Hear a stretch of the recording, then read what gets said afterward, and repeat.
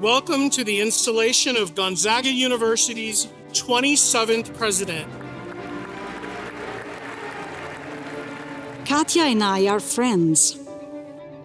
In fact, friendship is the main reason why I'm here today. Friendship tills the soil where the seed of dialogue among peoples and disciplines can grow.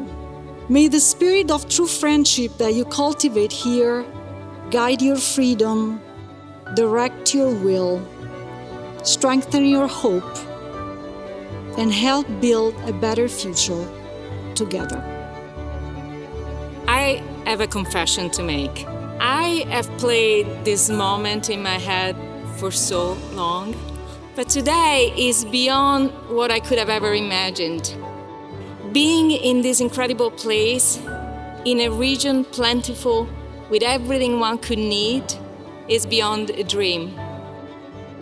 I believe that the key to our future and to our success is much simpler than a big vision. It lies in the power of friendship and the power of encounter. The road ahead of us is long, has a lot of turns, and it might also have some deviations.